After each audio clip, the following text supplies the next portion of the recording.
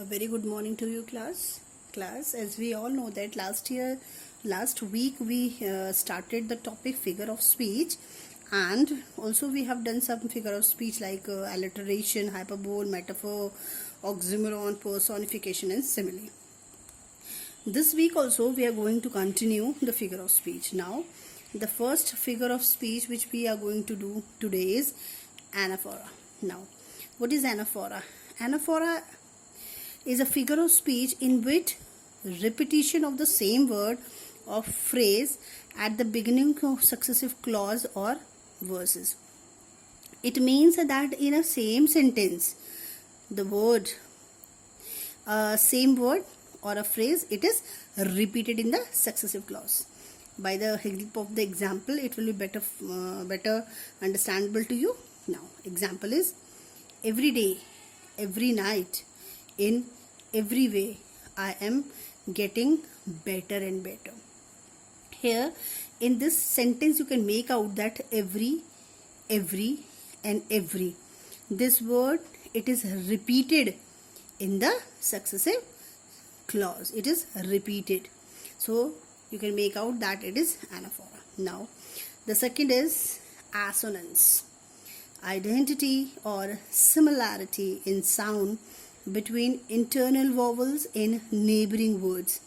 How can we make out that a sentence it is having assonance figure of speech? It's very simple.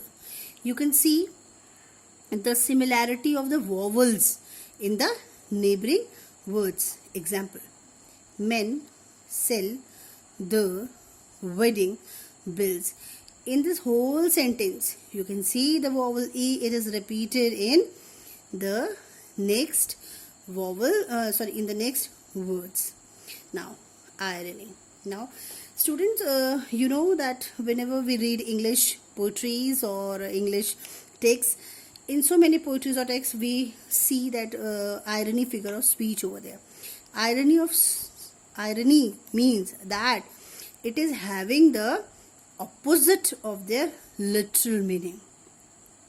The use of words to convey the opposite of their literal meaning.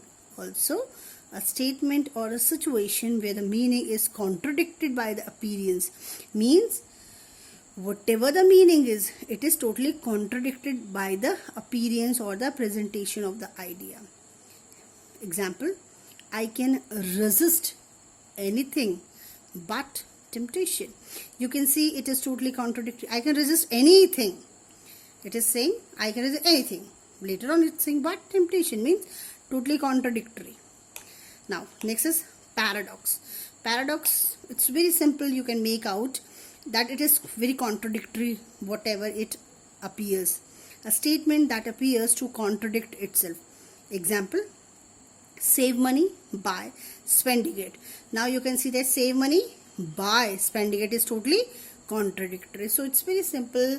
You can make out easily that whether the statement, whether the sentence is having paradox figure of speech. Now let us come to the next one, and the next figure of speech which we are having is pun. P-U-N, pun. A play of words, sometimes on different senses of the same word and sometimes on the similar sense or sound of different ways.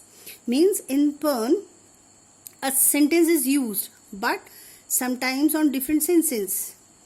The same word with different sentence, or sometimes on the similar senses or sound of different words. Now you can make it out by the help of the example. The example is a horse is very stable. Now here it is used as an adjective.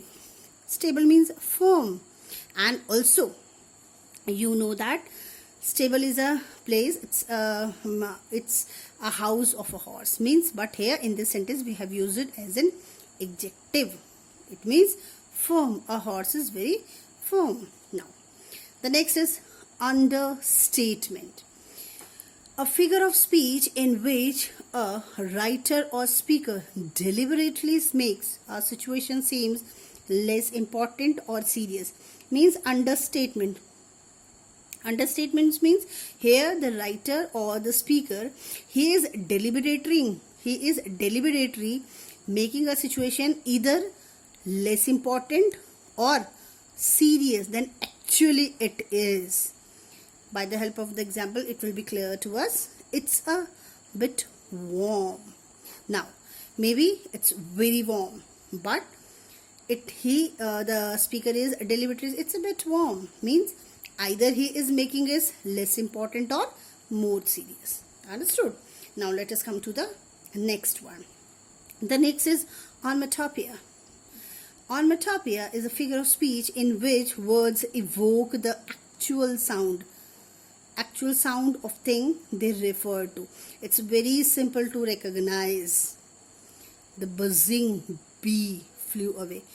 It's the sound of the bee. Buzzing, buzz. Bees buzz. Horse neigh. This is the actual sound of the thing they refer to. So it's very easy to understand onomatopoeia. Now I hope that you all have understood all the figure of speech, and I want you people to write down three example of each figure of speech, whichever we have done today. And also I'm going to give you an exercise based on these 6-7 figure of speech which we have done today, and hope that you will do the exercise. Thank you so much, class. See you next time.